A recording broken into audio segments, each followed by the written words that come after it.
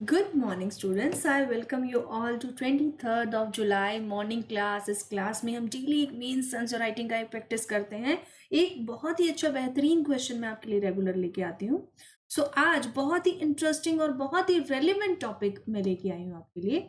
Right, तो आप इसको प्लीज थोड़ा सा ध्यान से देखिएगा. आपके लिए स्पेशली जो गर्ल्स हैं, जो बॉयज़ हैं, जो जेंडर गैप है, वो जो हमारी सोसाइटी का मेन प्रॉब्लम है, उससे टैकल करने के लिए क्वेश्चन बहुत इंपॉर्टेंट होगा.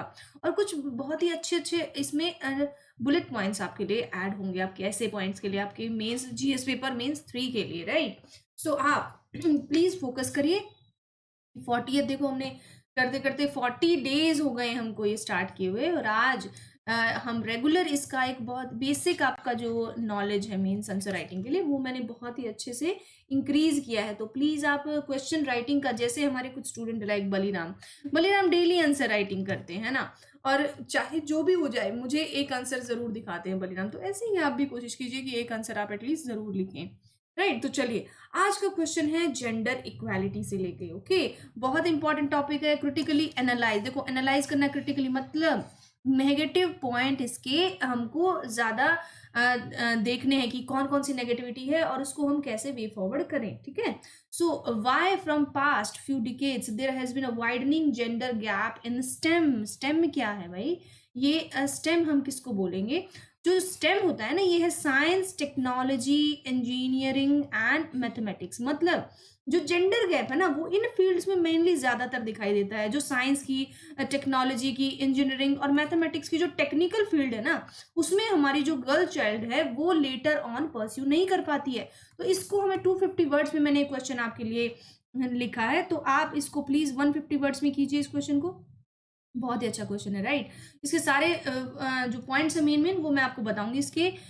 और इसमें क्या अप्रोच होगी इस क्वेश्चन में, की फैक्ट्स हमको इसको देखना होगा कि indicating gender gap in field of, जो स्टेम की फील्ड में जो हमारा जेंडर गैप, पहले तो हमें वो बताना है कितना है. फिर हमें detail various reason for widening gender gap, जो जेंडर गैप बढ़ रहा है इन फील्ड में, वो हमको बताना है कि वो क्यों बढ़ रहा है. फिर हमें मेजर्स देने हैं कि इससे ओवरकम करने के लिए हम क्या मेजर कर सकते हैं, और फिर अपना वे फॉरवर्ड एंड अपना कंक्लूजन हम दे देंगे. ठीक है, सो दैट इज हाउ हम अपना क्वेश्चन स्टार्ट करते हैं. सो इंट्रोडक्शन में हम क्या लिखेंगे? Science, technology, engineering and medicine together known as STEM field. हमने बताया आपको, हमें पहले स्टेम का ही अच्छे से इंट्रोडक्शन करना होगा. Suffer from lack of women specially in India, मतलब ये जो स्टेम फील्ड है ना, ये लैक ऑफ वुमेन से सफर कर रही है इंडिया में. मतलब मेनली जो मेल काउंटर पार्ट है लड़कियों के, लड़कियां देखिए जिसने 12th तक अच्छा परफॉर्मेंस भी कर रही हैं और साइंस एंड टेक में वो अच्छी भी हैं, ब्रिलियंट माइंड है, बट वो आगे परस्यू नहीं कर पाती हैं. बिकॉज एक तो हमारा पेट्रियार्कल सोसाइटी है. लड़कियों को समझा जाता है कि इनको जितना जल्दी हो सके आप शादी कर दीजिए, रिस्पॉन्सिबिलिटी दे दीजिए. Because women is a more naturalistic, women को ज्यादा नेचुरलिस्टिक समझा जाता है, नेचर के ज्यादा करीब होती हैं, इमोशंस ज्यादा होते हैं. और ये समझा जाता है कि वुमेन अगर फैमिली में नहीं होगी तो फैमिली का ग्रोथ अच्छे से नहीं होता है. सो फैमिली के लिए तो मेन वुमेन का रोल है, बट बाहर क्या जो फील्ड्स हैं लाइक स्टेम, स्टेम फील्ड्स आज भी इस प्रॉब्लम से जूझ रही हैं कि इसमें वुमेन नहीं है. जो बड़े होके वही लड़की जो 12th तक इतनी ब्रिलियंट थी, वो अपना बीएससी करती है, उसके बाद अपना वो पढ़ाई उसको छोड़ना ही पड़ता है, उसके बाद वो पीएचडी और ये सब परस्यू नहीं कर पाती है due to family responsibilities. Right, so इसमें हमने क्या बोला, स्पेशली इन इंडिया. अब इंडिया का सिचुएशन हम बताएंगे क्या क्या प्रॉब्लम इंडिया में. In school exam results we hear to of how girls have surpass boys. देखो हर साल आप सीबीएसई का रिजल्ट देखते हैं.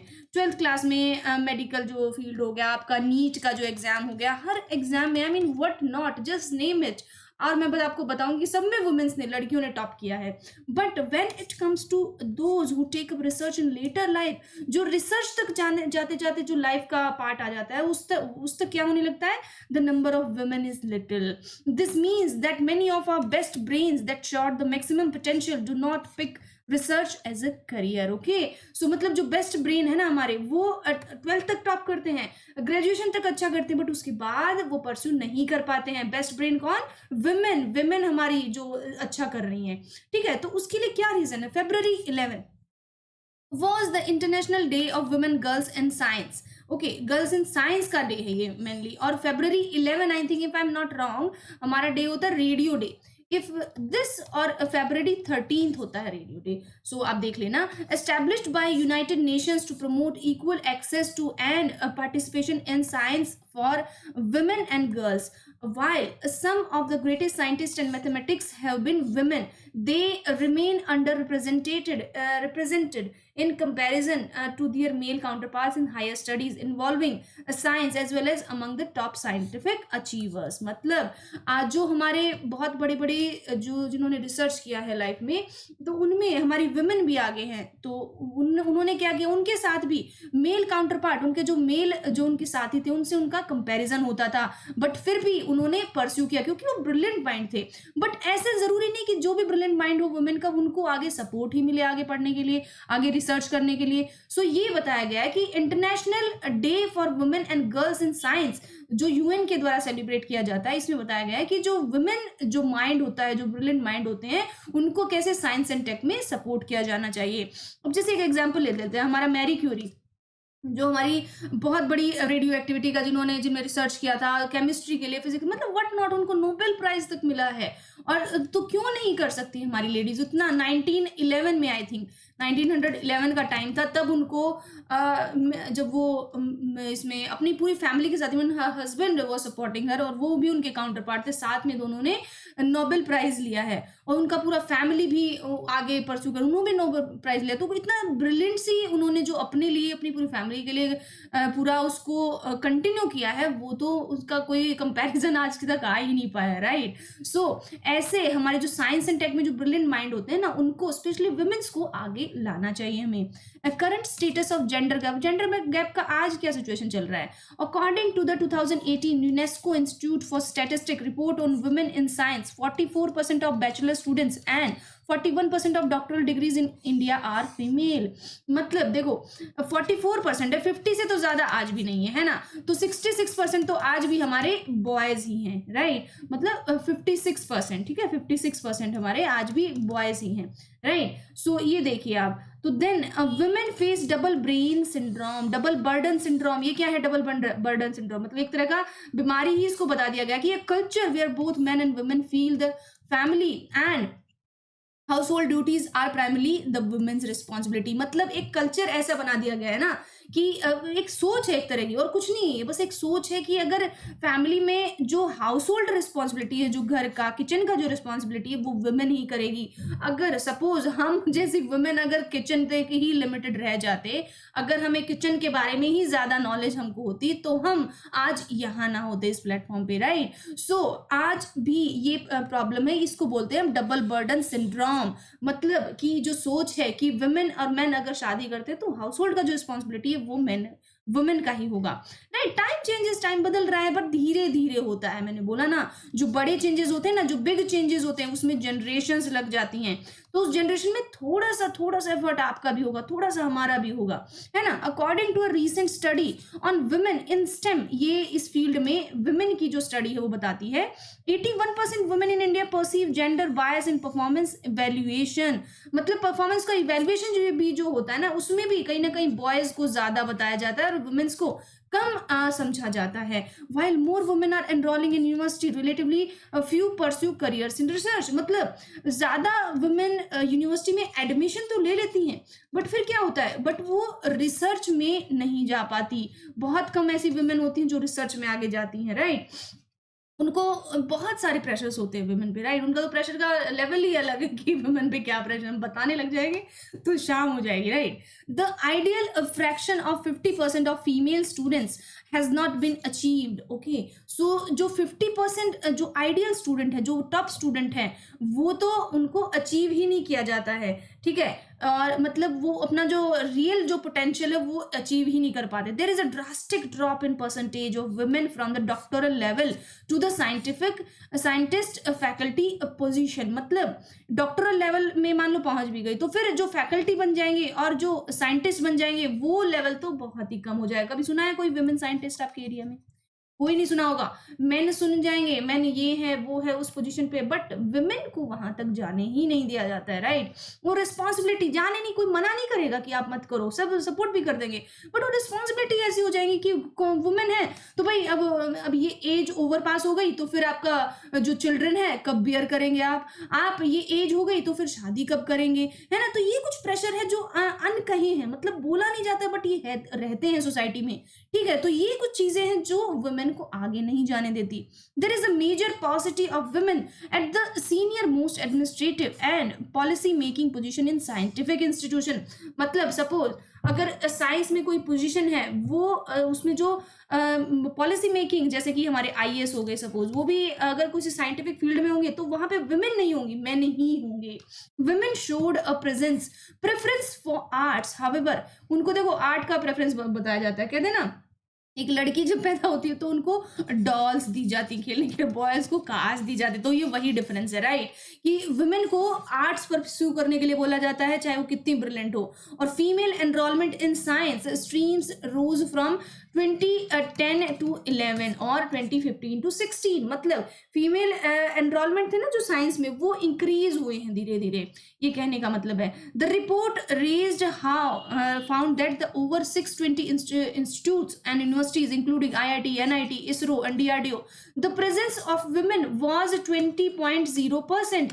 जो वहां पे वुमेन का presence among scientific and administrative staff, 28.7 among post doctoral fellows and 33% among PhD scholar. तो इतनी ही वुमेन आगे जा पाती हैं, राइट? और देखिए कुछ वुमेन्स है, जैसे बहुत जिनका ब्रिलियंट माइंड होता है, जिनका ना कुछ by the gods grace he brilliant होती हैं वो, जैसे लाइक हमारी शकुंतला देवी थी, शकुंतला देवी, राइट? तो शकुंतला जी मैथ्स की ब्रिलियंसी थी उनमें, तो आज से भी 50 साल पहले, 60 साल पहले, तो उस टाइम तो कुछ भी रिसोर्सेज नहीं थे, तब भी उन्होंने अपनी जो उन पे एक मूवी भी आ रही है आई थिंक, तो उनकी जो लाइफ में उनका जो पैशन था मैथ्स, उन्होंने उसको परस्यू किया अपार्ट फ्रॉम एनीथिंग। ओके, कुछ भी आया फैमिली, आप कुछ भी करिए, बट हम तो मैथ्स करेंगे, like this. In India 2016-17 NITI Aayog report compared female enrolment in various disciplines over 5 years। मतलब जो 2016 और 17 में नीति आयोग जो रिपोर्ट थी, उसके अंडर क्या बोला गया, जो वुमेन का एनरोलमेंट है 5 साल में, वो फ्रॉम जो ये वेरियस ओवर, इन्होंने कंपेयर किया सी अपने डेटा को, कितना बड़ा है कितना कम हुआ है। यूनेस्को ने जो डेटा दिया, उन्होंने कहा कि 30% ऐसी वुमेन है जो फीमेल स्टूडेंट सेलेक्ट, जो स्टेम को सिलेक्ट करती है, मतलब इस फील्ड को सिलेक्ट करती है, सिर्फ 35% वुमेन है।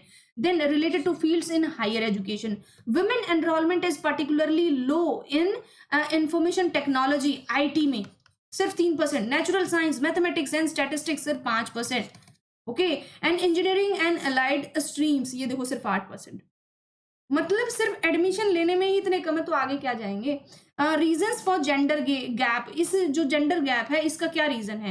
When highly qualified women drop out the workforce, it results in considerable depletion of national resources in science and technology. Okay, तो मतलब जो हाईली क्वालिफाइड वुमेन है ना, वो अगर साइंस का फील्ड में सोचो थोड़ा आगे भी चली जाती हैं ले देके, बट फिर वो बीच में फिर छोड़ना पड़ेगा उनको, तो छोड़ती हैं, तो क्या होता है कि जो ब्रिलियंट माइंड है ना इंडिया की, वो फिर पीछे हो जाता है इंडिया, क्योंकि फिर जो जिनके पास कम दिमाग है, और अगर वो सिर्फ लड़के हैं तो वो आगे पहुंच जाएंगे, तो क्या होगा, वो अच्छा नहीं कर पाएंगे उस फील्ड में, है ना। तो stereotype encountered by girls to the family caring responsibility, ये जो स्टीरियोटाइप है ना कि वुमेन है तो घर तो संभालना ही पड़ेगा, ठीक है, तो ऐसे स्टीरियोटाइप उनको आगे नहीं बढ़ने देते। पेट्रियार्कल सोसाइटी, जो फादर है फिर उसके बाद ब्रदर ही जनरेट करेगा आगे, फिर वो उनकी जो लेगेसी, फिर उनके जो बेटे हैं वो ही आगे चलेंगे। तो वुमेन को एक तरह से सेकेंडरी सेक्स समझा जाता है, सेकेंडरी सेक्स, राइट? मतलब ये दूसरे, पहले जो फर्स्ट सेक्स है कौन सा, मेन, उससे थोड़ा कम ही है,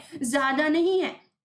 देखिए बायोलॉजिकल जो इश्यूज हैं वो तो हमारे हैं, मतलब बायोलॉजिकली हम मेन से ऑफकोर्स हम कमजोर हैं, बॉडी जो टाइप है वो कमजोर ही है, बट जरूरी नहीं है कि आपका जो माइंड है वो भी कमजोर हो, तो उसको सेकेंडरी बोलने का क्या रीजन है। ओके, तो सेकेंडरी सिर्फ उनको जो पुरानी मान्यताएं हैं कि वुमेन कमजोर होती हैं, राइट, उनको मतलब कुछ टाइम पीरियड के लिए तो आराम ही चाहिए, उनको वो लगातार काम नहीं कर सकती, तो इस तरह की कुछ स्टीरियोटाइप है वो उनको तोड़ने की जरूरत है।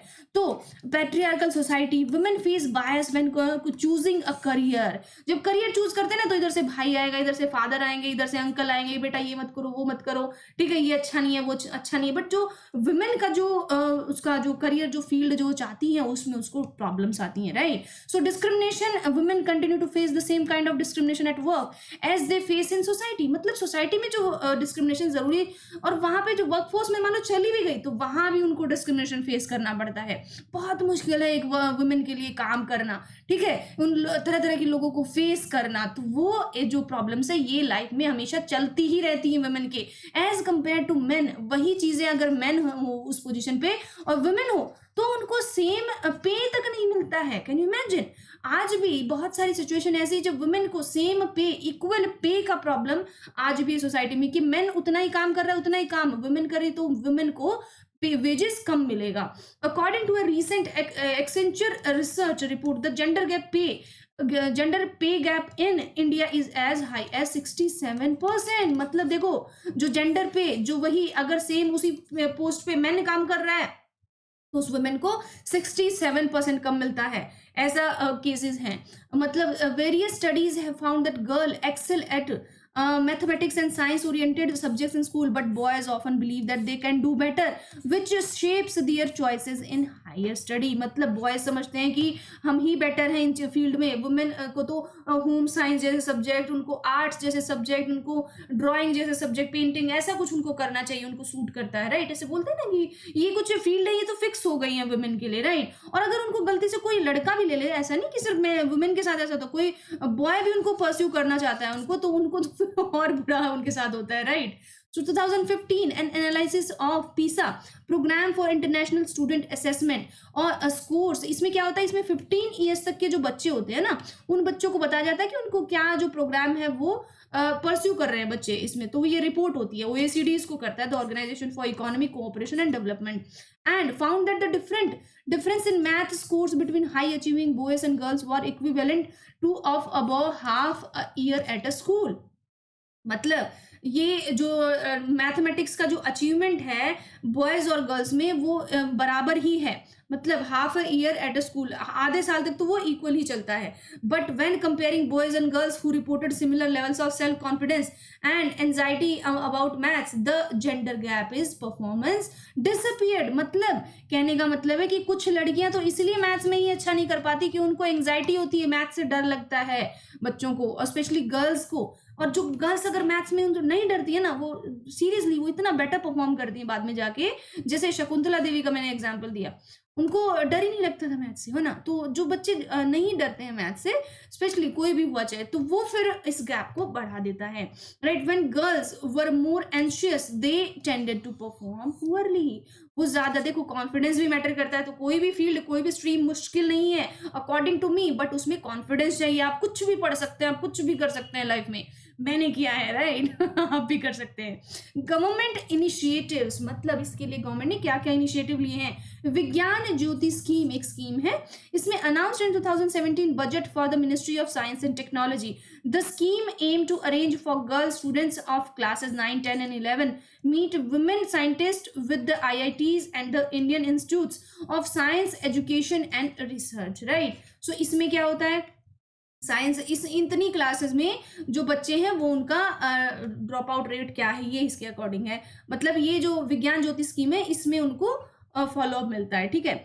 इंस्पायर मानक स्कीम, मानक है million minds augmenting national aspiration and knowledge, attract talented young boys and girls to study science and pursue research as a career। ये मानक के स्कीम के अंडर होता है।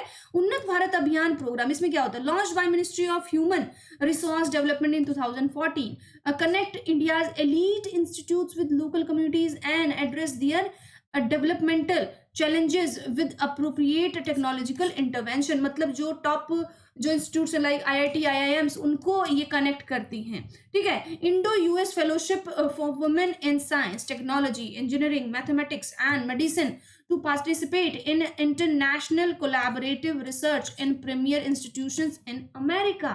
राइट, सो इंडियो यूएस फेलोशिप है, इसमें क्या दिया जाता है, वुमेन को जो साइंस टेक्नोलॉजी में जो परस्यू करना चाहती है उनको दिया जाता है, ठीक है। Women centric programmes under the knowledge involvement in research advancement through nurturing Kiran initiative, right. तो ये जो किरण इनिशिएटिव है ये होता है इसके अंडर।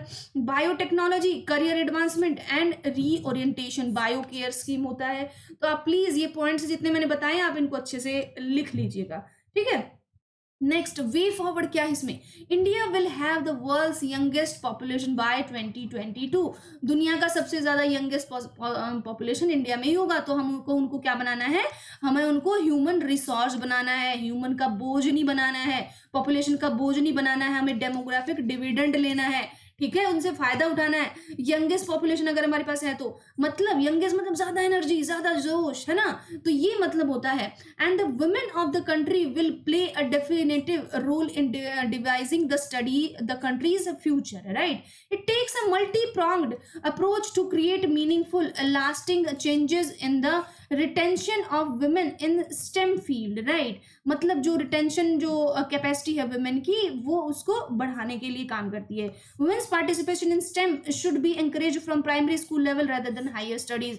मतलब प्राइमरी स्कूल से ही आपको एंकरेज करना चाहिए कि बेटा आपको साइंस फील्ड लेना है, साइंस के ये फायदे हैं, साइंस में आगे ये रिसर्च होता है। बच्चों को पता ही नहीं होता आगे कौन सी पढ़ाई होती है ना, तो उनको पहले से ही प्राइमरी स्कूल से ही उनको एंकरेज करते रहना चाहिए ताकि बच्चों को एक विजन मिले। अब बच्चे आज आप पूछेंगे क्या बनेंगे, बेटा टीचर बनेंगे, बेटा आगे आप क्या बनेंगे, जब मैं डॉक्टर बनूंगा, फिर बेटा आप क्या बनेंगे, इंजीनियर बनूंगा। तो ये 2-3 फील्ड है, बच्चों को इनके आगे भी समझाइए, छोटे बच्चे स्पेशली उनको। और जो छोटे बच्चे अगर समझ गए ना वो कभी नहीं भूलते हैं, लाइक मी, मैं कभी कुछ नहीं भूलती हूँ। Awareness about gender inequality and its outcome has to increase.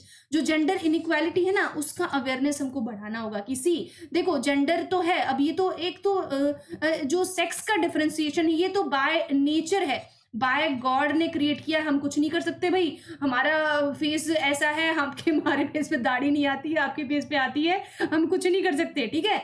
But एक जो चेंज है जो सोसाइटी क्रिएट करती है उसको हम बोलते हैं जेंडर। जो सोसाइटी क्रिएट करती है, लड़की ये नहीं कर सकती, लड़की को रोती है, लड़के नहीं रोते हैं, लड़कों को रोना नहीं चाहिए। तो ये जो फर्क है ये जेंडर फर्क है, ये सोसाइटी क्रिएट करती है। बाय नेचर जो हमारा डिफरेंस है वो तो नेचर ने बनाया है, उसमें कोई कुछ नहीं कर सकता, ठीक है। तो ये जो डिफरेंसेस है ये हमको समझने पड़ेंगे।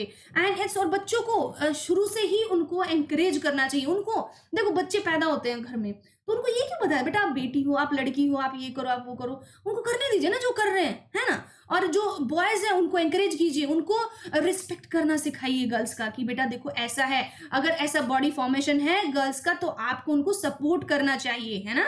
And its outcome has to increase, the community should be supportive and understanding of career prospects for women, right. So जो कम्युनिटी है उनको सपोर्टिव बनना चाहिए, पेरेंट्स को, फैमिलीज को, ठीक है। और मैक्सिमम टाइम ऐसा होता है सपोर्ट तो एक कहने की बात है, खुद ही आगे आना होता है, खुद ही अपनी फील्ड बनानी होती है। तो गर्ल्स को भी इसके लिए अवेयर रहना चाहिए। Changing mindsets and overcoming biases, mindset मतलब चेंज करना कि वुमेन वो स्टेम फील्ड में नहीं जाएंगी, अच्छा नहीं कर सकती, ये गलत है, उसको रिसर्च भी परस्यू करना चाहिए आगे। Companies can provide more internship opportunities for women and given STEM scholarship to meritorious yet economically backward girls. जो लड़कियां अच्छा कर सकती बट उनके पास पैसे की कमी है उनको हेल्प करती हैं companies. Initiating a well planned role model programmes with successful women scientist को दिखा के, जैसे मैंने बोला शकुंतला देवी जी उनको दिखाए, मैरी क्यूरी जी का एग्जाम्पल दे, उनको एंकरेज करना चाहिए, मॉडल रखना चाहिए उनके सामने। Social fellowship for girl student securing top position in university exam, उनके लिए सोशल सिक्योरिंग, उनके लिए क्या करना है, फेलोशिप देनी चाहिए। Reintegrate women who have taken mid career breaks, मतलब अगर सपोज वुमेन को by pregnancy, by married life अगर उनको कोई गैप लेना भी पड़े तो उनको रीजनरेट करने के लिए सपोर्ट करना चाहिए। क्लोजिंग द पे गैप है जो 67% है उसको क्लोज करना चाहिए गवर्नमेंट को, तभी तो वुमेन एंकरेज होंगी ना। कि देखो ये आदमी इतना कर रहा है, हम भी इतना कर सकते हैं और बराबर ही मिलता है, ठीक है। So government agencies, universities and society must work together to ensure that women achieve their full potential. Okay, so government agencies हैं, जो यूनिवर्सिटीज हैं एंड सोसाइटी हैं, उनको अपना एक साथ काम करना चाहिए। इसका वे फॉरवर्ड हम देख लिया हमने, और कंक्लूजन हम इसका क्या लिख देंगे पूरे आंसर का। The problem of entry of women in science in is not uniform across discipline, मतलब वो यूनिफॉर्म नहीं है, इक्वल नहीं है जितने भी डिसिप्लिन है साइंस की, बायो, केमिस्ट्री, फिजिक्स, ठीक है। Interventions geared to popularising subjects such as engineering and physical sciences और chemistry among female students of at the school level in both urban and rural areas, right, might be helpful in changing mindset. मतलब अगर rural area में और हम urban area में school level से ही ये एंकरेजमेंट देना शुरू कर दे तो लड़कियां अच्छा कर सकती हैं, right. So that is all about today. कितना अच्छा क्वेश्चन था, कितना अच्छे से डिस्कस किया हमने, है ना। तो ऐसे ही आप मेरी अनअकैडमी भी मॉर्निंग क्लासेस ले सकते हैं 11 AM 6 PM। मेरे यूट्यूब चैनल को आप सब्सक्राइब कीजिए। This is me Nidhi Singh, I am teaching UPSC CSE students from last 3 years, ठीक है। तो आप मुझे ज्वाइन कर सकते हैं मेरे यूट्यूब पे और अनअकैडमी पे, राइट। और जो स्टूडेंट विलिंग है प्लस कोर्सेज लेने में, आप प्लीज़ मुझसे कांटेक्ट कीजिए। प्लस कोर्स अगर आप लेना चाहते हैं तो निधि@NS प्लस कोर्सेज में, आप किसी भी फील्ड से अगर प्लस कोर्स लेते हैं तो उसमें रेफरल कोड मेरा ही यूज़ कीजिए, right. So that is how. So this is all about today. Thank you so much. ऐसे ही पढ़ते रहिए।